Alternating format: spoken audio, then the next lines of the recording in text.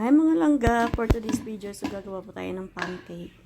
So, i-blend ko lang ito para hindi ako mahirapan sa kakamikos-mikos. So, naglagay ako dito sa blender ng 2 itlog.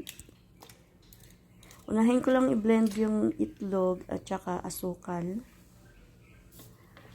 Para matunaw po siya maayos yung asukal. And then, nakus na.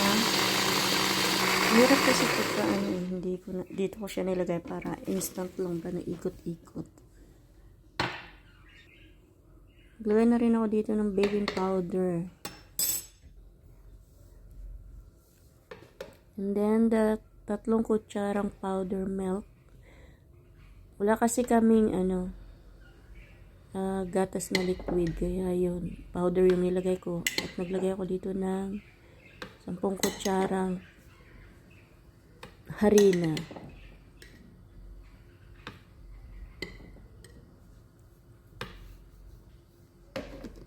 Tatakpan lang natin at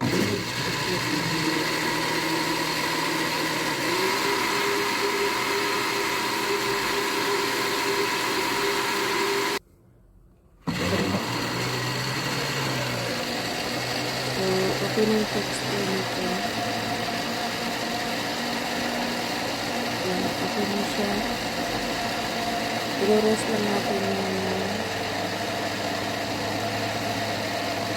15 minutes.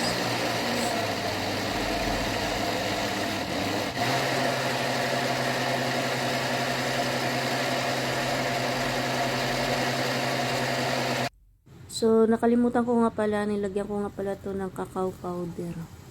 Kaya naging brown po yung aking harina. Dito ko na niluto sa kawali para mabilis. Ganyan lang siya kadali, guys. Tinry ko yung pancake na brown kung maganda din. Diba madalas naman kasi yung pancake is white lang. So, nilagyan ko siya ng cacao powder para maiba naman. Wala lang. Trip ko lang kasi talaga. Kaya yan. Dahan-dahan lang yung apoy nito sa pagluluto.